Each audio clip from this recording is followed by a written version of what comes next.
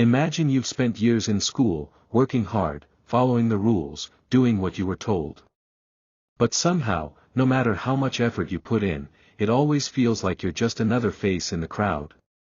The teachers follow the same boring lesson plans, the system pushes you into the same narrow box, and nothing about the education system feels personal, meaningful, or even fair. You're constantly told what to learn, how to think, and when to do it. You are expected to follow a strict, one-size-fits-all model. And then, one day, something inside you snaps. You're sitting in class, just going through the motions, when you suddenly realize, this system isn't just failing me, it's holding me back. It's not helping me grow or become the person I want to be. It's keeping me stuck. And that's when you realize you've had enough. What do you do when the very place that's meant to prepare you for the future is doing the exact opposite? What do you do when your dreams and passions are being suffocated by an outdated, broken system? You take action. And in this case, that means suing the school system. It wasn't an overnight decision. It took years of frustration, confusion, and disappointment before the thought even crossed my mind. But once it did, it felt like a weight lifting off my shoulders.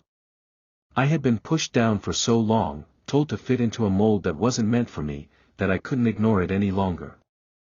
I remember the moment it happened. I was sitting in a small, cluttered room with a few teachers and some school administrators. They were discussing my future. My grades, my behavior, what my next steps should be.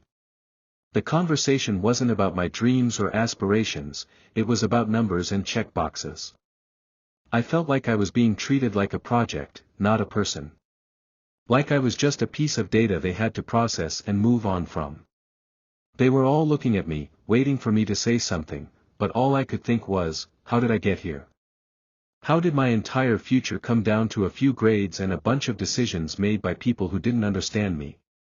How was I supposed to feel motivated when the system didn't care about what I wanted, just about the next test or the next requirement? So, I raised my hand. What about my passion? My creativity? What about the things that actually matter to me? The room went silent. The teachers and administrators exchanged uncomfortable glances. No one had an answer. No one knew what to say because, deep down, they knew they didn't get it. They didn't understand why a student might care more about their own growth, their creativity, and their dreams than about a set of rules and numbers. It wasn't just me. It was happening to so many others. The system wasn't designed to nurture what made us unique. It wasn't designed to help us explore our talents or prepare us for the real world.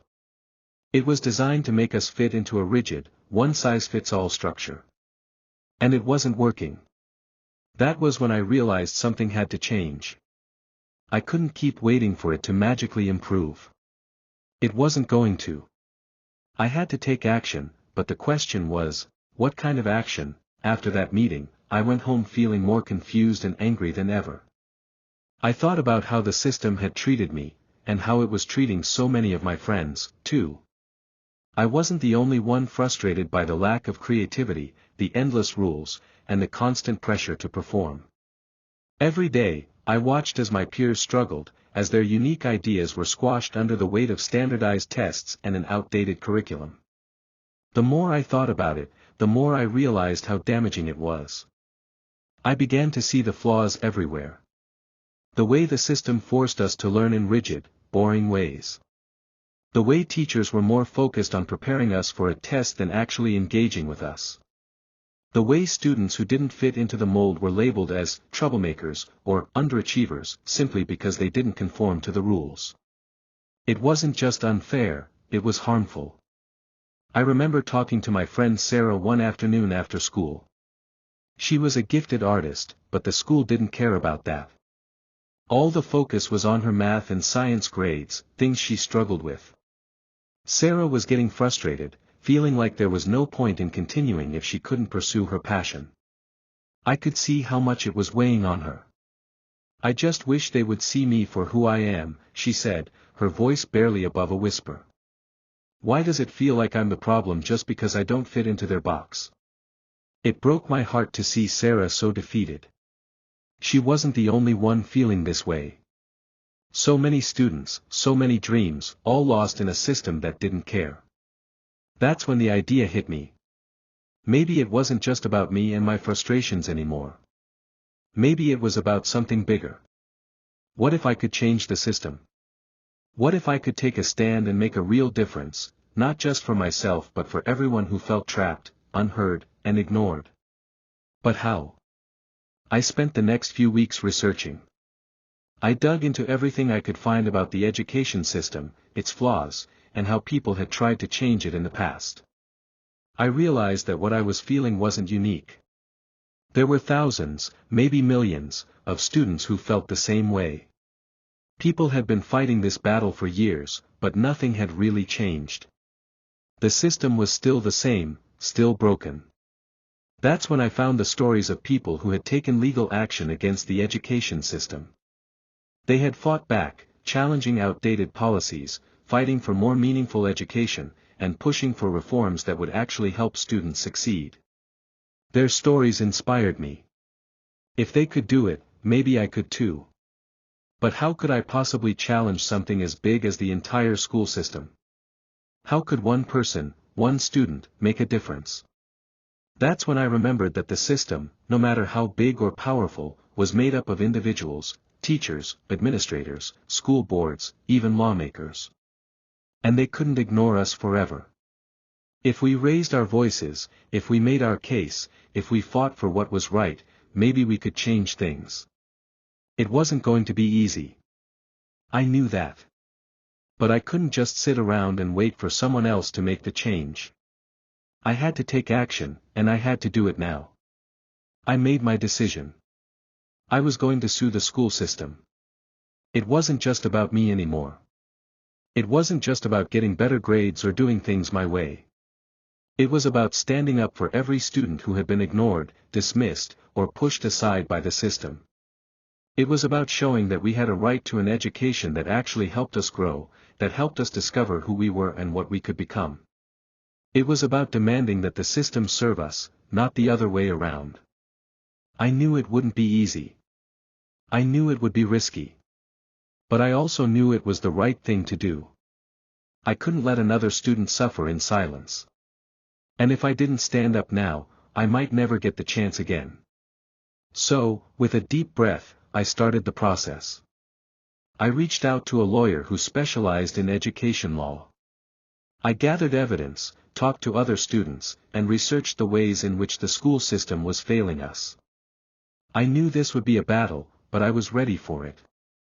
It was time to fight back. It was time to take action.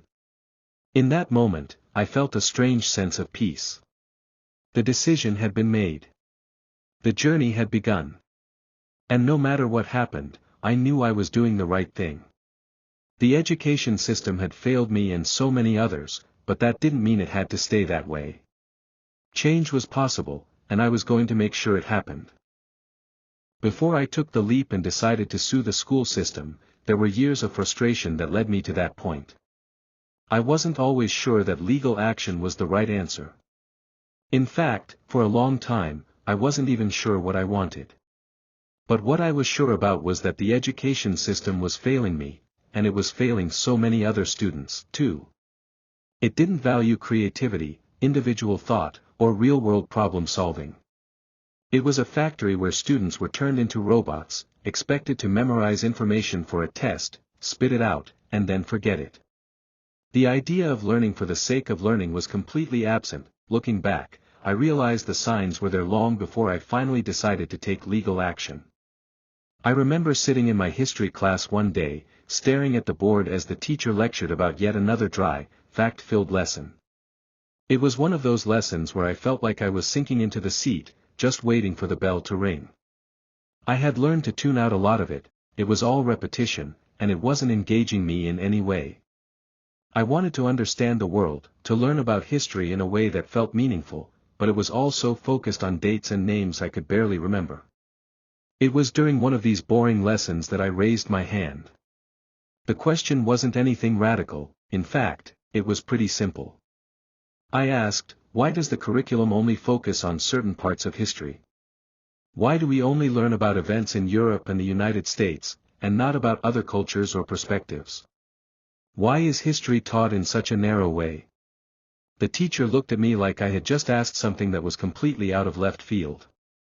She didn't seem to know how to answer.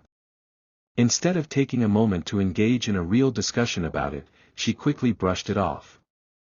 "That's just how it's taught," she said. "We don't have time to go into all that." She moved on to the next part of the lesson, clearly eager to avoid the question. But I couldn't let it go. Something in me clicked. Why didn't we have time for those conversations? Why was there such a narrow view of the world being shoved down our throats? Why were we only taught the facts, without ever really being encouraged to think about the bigger picture or challenge what we were being told? It was at that moment I realized, this wasn't just a small issue. It was a pattern. Over and over again, the system was teaching me to memorize and repeat, not to think critically or ask big questions. We were given tests, expected to regurgitate answers we had memorized, and that was it. There was no space for creativity or original thought, nothing that would really help me grow as a person or prepare me for the real world. And that's when it hit me, I wasn't alone. So many students were stuck in the same system, being told the same things, expected to conform to the same rules, and it wasn't helping any of us. We were all being trained to fit into a mold that didn't match our talents, our passions, or our potential. I began to pay closer attention to how things worked at my school. Everywhere I looked, I saw the same problem, a rigid, cookie-cutter education system designed to force students into one of a few categories. If you were good at memorizing facts and taking tests, you were considered successful. If you weren't, you were either labeled as a troublemaker, a slacker, or just someone who didn't fit in. It wasn't just about me. My friends felt the same way. Take Sarah, for example. She was incredibly talented in art and had dreams of becoming a graphic designer. But when she showed up to class with her sketches or talked about her creative projects, she was often told to focus on the real subjects, like math or science. The school didn't value her artistic talents. Instead, they focused on whether she could pass the next standardized test. And then there was Mark. He was brilliant when it came to problem solving. But his grades didn't reflect his abilities.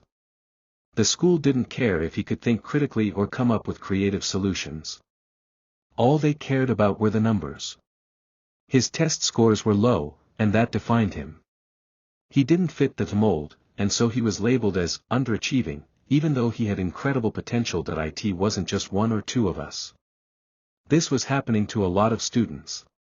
It became so obvious that the school system didn't care about anything other than conformity. It didn't care about fostering our unique talents, helping us discover what we were passionate about, or preparing us for a real-world career. It was all about getting through the tests and checking off the boxes. And that was simply not enough. I knew I was capable of more. The more I thought about it, the more I realized something: my frustration wasn't a personal issue. This wasn't just happening to me or my friends. This was happening to millions of students across the country. We were all stuck in a broken system that didn't value us as individuals, that didn't care about our potential or dreams. We were all just numbers, statistics on a chart, and our worth was measured by the grades on our report cards. One evening, I decided I needed to know more. I started researching the school system, digging into articles, reading about education reforms, and exploring different opinions on how the system could be changed. What I found was both shocking and eye-opening. That I read about people who had been fighting against the same issues for years. Parents, students, and even teachers who were fed up with a system that didn't work. There were stories of people who had attempted to bring about real change, whether through advocacy, protests, or even legal action. I learned that this wasn't just a small issue, it was a nationwide problem.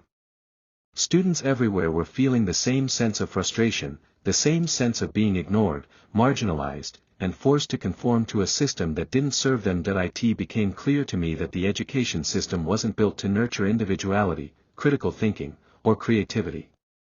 It was designed to standardize everything, to make sure every student followed the same path and could be measured by the same narrow standards. The idea that one curriculum could fit all students was flawed from the beginning, but for some reason, no one had challenged it enough to make real change. That's when I started thinking about how I could make a difference. Could I challenge the system? Could I take legal action to force change? Was it even possible for one student to stand up against such a massive institution? As I dug deeper into my research, I learned that there had been legal cases in the past where students and parents had fought against the school system, challenging unfair policies and demanding better education. Some of these cases had resulted in real change, though it was clear that the fight wasn't easy. It wasn't just about complaining or writing a letter. It was about standing up, being heard, and using the law to hold the system accountable. The more I read, the more I realized, this wasn't just about me or my school. It was about a system that was broken and needed to be fixed. There were millions of students out there who were being held back, who were being told to fit into a mold that didn't work for them. And that wasn't fair. I wasn't just angry anymore. I was determined. I couldn't let this go on. I didn't want to be another student who simply accepted the broken system. I wanted to challenge it, and I wanted to make sure that my voice, and the voices of others like me, were heard. So, after all my research, after all the frustration, after all the conversations with friends who felt the same way, I decided it was time to take action. I wasn't sure exactly how I was going to do it, but I knew it was the only option left. I couldn't just sit back and accept it. I had to stand up for myself and for all the students who were being ignored by the system, and that's how I began the journey that would ultimately lead to the lawsuit. It wasn't an easy decision. It wasn't something I took lightly. But it was the only way I could see to challenge a system that didn't care about me or the millions of students who were struggling in the same way. I was ready to fight for a better future, not just for me, but for everyone who was stuck in the same broken system. And that journey? Well, it was just beginning. When I made the decision to sue the school system, I knew it wasn't going to be easy. What I didn't fully understand, however, was just how difficult the road ahead would be. I was about to take on one of the biggest institutions in the country, the education system. It was powerful, deeply rooted in tradition, and had been around for centuries. Who was I, a single student, to challenge it? But I was determined. I had made up my mind. The education system had failed me, and it was failing millions of others. It was time to fight back, no matter how hard it seemed. The first step was simple, or so I thought. I needed a lawyer. I didn't know the first thing about legal action, especially when it came to suing something as massive as the school system. I wasn't just trying to challenge a single teacher or even a single school. I was trying to challenge an entire system, one that had been in place for generations. I started by researching law firms that had experience in educational law. After a few phone calls and emails, I found a lawyer who specialized in civil rights cases related to education. I was nervous, but also excited. This was the first real step toward making a change. I scheduled an appointment. The day of the meeting arrived. I remember walking into the law office, my heart pounding. The room was sleek and professional, but the lawyer, Mr. Thompson, had a way of making me feel at ease. He was older, experienced, and seemed calm and collected, even in the face of my anxious energy. "So, you want to sue the school system?" Mr. Thompson asked, leaning back in his chair, eyeing me carefully. His tone was skeptical, almost amused that I nodded, my voice steady. "Yes. I think the education system is failing students. It's forcing us into a mold that doesn't fit, and it's ignoring our unique talents and abilities. It needs to change." Mr. Thompson raised an eyebrow. "You do know that no one's ever done this before, right? It's going to be a massive uphill battle. The system is huge, and you're just one student. Are you sure this is something you want to pursue?" I didn't hesitate. "Yes. I'm sure." He paused for a moment, considering my words. "Well, I admire your determination. But before we even think about filing a lawsuit, you need to understand that the legal process is complicated. You can't just say the system is broken. You need evidence. You need to prove that the school system has harmed you and others. And that's not going to be easy. I left the meeting feeling a mix of excitement and uncertainty. Mr. Thompson had given me a lot to think about, and it wasn't as simple as I had imagined. I had always been frustrated with the school system, but now I had to prove that it wasn't just a personal issue, it was something systemic, something that affected millions of students. The next few weeks were filled with research and planning. I spent hours digging into case law, reading about previous lawsuits against the education system, and talking to anyone who had ever tried to challenge the system. The more I learned, the more I realized just how deeply entrenched the problem was. It wasn't just a matter of bad teaching or outdated textbooks. The entire structure of the education system was designed to standardize everything, to force every student to follow the same path. The system didn't care about individuality, creativity, or real-world skills. It cared about passing tests and meeting quotas. And that was a huge problem. To build my case, I needed evidence, lots of it. I needed to prove that the system wasn't just inefficient, but that it was actively harming students. I started by talking to former students, parents, and even some teachers. I asked them about their experiences, about the ways the system had let them down. The more people I spoke to, the more I realized that my frustrations weren't unique. This was a widespread problem. One former student, Emily, shared her story with me. She had always struggled with the rigid structure of the education system. She was creative and loved art, but her talents were never nurtured. Instead, she was forced to focus on subjects she didn't care about, and her grades suffered. I felt like I was always falling short, she said. It wasn't because I wasn't capable, it was because the system didn't care about my strengths. Another parent, Mr. Johnson, told me how his daughter had been labeled a problem student simply because she didn't fit into the traditional mold. She was bright and curious, but she had trouble sitting still in class and following the strict rules. The system failed her, he said. She could have been something amazing, but the school just pushed her aside. I spoke to a teacher, Mrs. Lopez, who had been teaching for over 20 years. She explained how the pressure to meet standardized testing requirements had changed the way she taught. I used to be able to engage with my students, to really get to know them and help them grow, she said. But now, it's all about the test scores. We don't have the freedom to teach in a way that helps students develop as individuals. It's all about following the curriculum, no matter what. With each conversation, I gathered more evidence, and more conviction. The more I heard from others, the more I realized that this wasn't just my problem. This was a systemic issue, one that needed to be addressed. But I also realized that the battle ahead would be long and difficult. There would be pushback from all sides. The school system wasn't going to give up easily.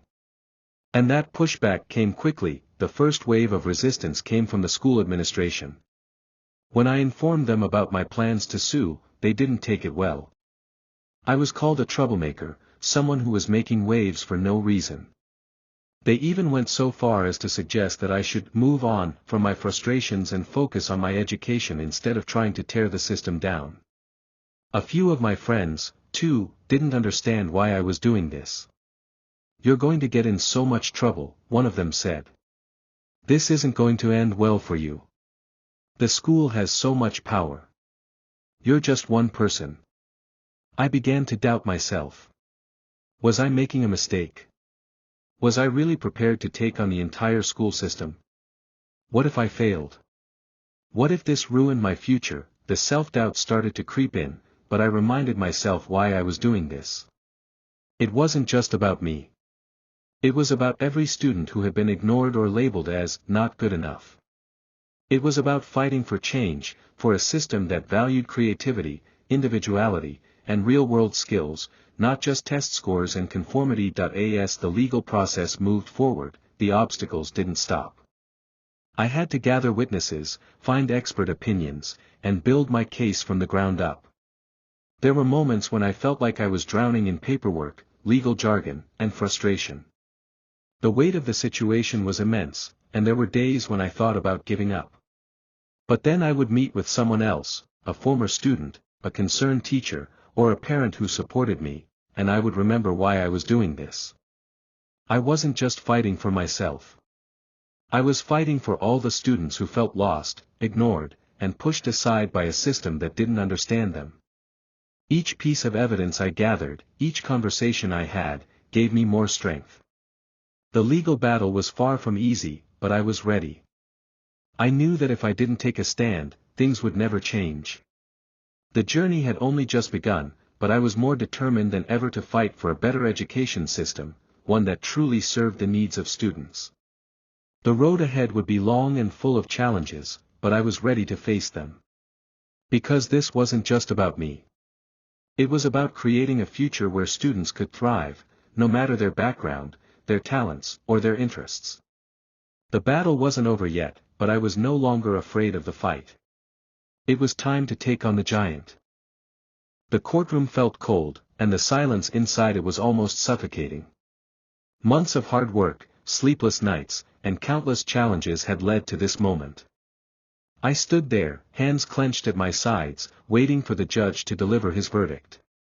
The weight of the entire case seemed to rest on my shoulders, but I knew deep down that no matter what the outcome, I had already achieved something important. The battle itself was a victory, even if I didn't win, in the traditional sense. As I looked around the courtroom, I could see the faces of people who had been with me through this journey, my lawyer, some of the witnesses who had testified, and even a few of my friends who had stood by me from the start. All of us had come so far. Whether we won or lost this battle, the journey itself had already started to make waves, and then, the judge spoke. This court recognizes the plaintiff's concerns about the failings of the current education system, the judge announced. His voice was calm, but there was a weight behind his words. The room went silent. I could hear the sound of my own heartbeat in my ears as I tried to process what was happening. The judge continued, while the court cannot fully grant the relief requested, it acknowledges the validity of the concerns raised and calls for a re-evaluation of the current practices in our education system. This case has highlighted the need for deeper conversations about how we educate our children. The current system may not be working for everyone, and it is time to rethink how we approach education in this country. It wasn't the resounding victory I had hoped for, but in that moment, I realized it didn't have to be. The judge's words were a significant acknowledgement, not just of my case, but of the wider issue that affected millions of students. For the first time in years, people were talking about the flaws in the education system. It was a moment of validation that made every hardship worth it. The ruling didn't end the case with a clear-cut win. It didn't force the government to overhaul the entire education system overnight. But the implications were far-reaching. The judge had acknowledged the problem, and that alone was a huge step forward. The case had sparked something much bigger than a single lawsuit. It had sparked a nationwide conversation. Immediately after the ruling, news outlets picked up the story. Articles began to appear in newspapers, interviews were scheduled on television, and online debates began to erupt. People who had never even considered the state of the education system were now talking about it. Teachers, parents, and students from all over the country were starting to share their own frustrations and experiences with the system. The media coverage wasn't just about my case, it was about the message that the ruling sent. For the first time in a long time, people were questioning the way schools were run. Could education be more than just tests and grades? Could it be about creativity, critical thinking, and real-world skills? Some politicians began to weigh in, talking about the need for reform. Parents were marching into school board meetings, demanding change. Even teachers, who had long felt the pressure of standardized testing, were beginning to voice their concerns. In classrooms, students were talking about what they needed, and what wasn't working for them. The conversation wasn't just happening in courtrooms anymore. It was happening everywhere. As the weeks passed, the energy surrounding the case didn't die down. In fact, it grew. I began to receive messages from people I had never met, telling me how my actions had inspired them to take a closer look at their own experiences with the education system. Former students, parents, even teachers began reaching out, sharing their stories of frustration and hopes for change. One message that stood out came from a teacher named Ms. Hall.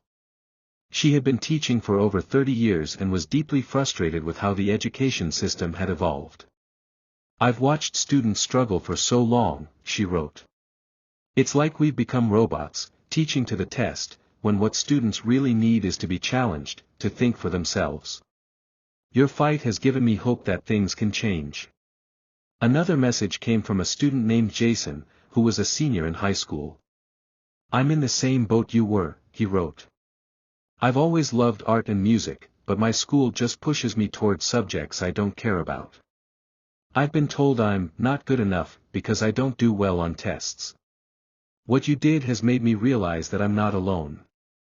Thank you for showing us that we can stand up for what's right." These messages, and many others like them, made me realize just how much of an impact my case had already made. It wasn't just about my victory or my loss. It was about the fact that people across the country were now aware of the problem, and they were ready to do something about it. As the conversation grew louder, people began to look for solutions. Parents organized meetings to discuss how they could advocate for more personalized learning in schools. Teachers started working together to push back against the excessive emphasis on standardized testing. In some places, schools began experimenting with alternative education models, ones that focused on project-based learning, critical thinking, and creative expression rather than rote memorization. I was invited to speak at conferences, join panels, and share my story with others who were passionate about education reform. It felt strange at first, I was just a student, after all. But the more I spoke, the more I realized that I had become part of something much bigger than myself. I wasn't just telling my story anymore. I was part of a movement, a shift toward an education system that could actually serve students and help them thrive in the real world. One of the most inspiring moments came when I spoke at a national education conference. Hundreds of teachers, parents, and policymakers were gathered in the auditorium. When I took the stage, I felt the weight of the responsibility on my shoulders. But I also felt a sense of pride. The message I was sharing wasn't just my own, it was the message of thousands of students, teachers, and parents who were finally being heard. The education system was never meant to be a one-size-fits-all approach, I said to the crowd. Every student is unique, and our schools should reflect that. We need a system that nurtures creativity, that encourages critical thinking, that prepares students for the world beyond the classroom. We need a system that values all kinds of intelligence, not just the ability to pass a test. The applause that followed was deafening. It was a moment of unity, a moment when everyone in that room understood that the fight for better education was far from over, but it had taken a significant step forward. While the lawsuit may not have resulted in an immediate overhaul of the education system, it did something just as important: it started a conversation that could no longer be ignored. The status quo was being questioned, and that was the first step toward real change. Over the next few years, more and more reforms began to take shape. Some states introduced new programs that allowed students to explore their interests outside of the traditional curriculum. Some districts began focusing more on project-based learning and less on standardized testing. Teachers were given more freedom to be creative in the classroom, and students were encouraged to ask questions and think for themselves. The lawsuit had become a catalyst for a shift in how we viewed education. The fight had been difficult, and it had taken longer than I could have ever imagined, but the impact was undeniable. In the end, it wasn't about whether I won or lost the case. It was about the fact that I had taken a stand, and in doing so, I had inspired others to do the same. The education system was never going to be perfect, but it could be better, and that's what mattered. The journey had been long and hard, but it was worth every step. The fight for a better education system was just beginning, and I knew that, no matter what happened next, the world would never look at education the same way again. The lawsuit had left a lasting impact, one that would continue to reverberate across classrooms and communities for years to come. The new dawn for education was here, and it was just the beginning.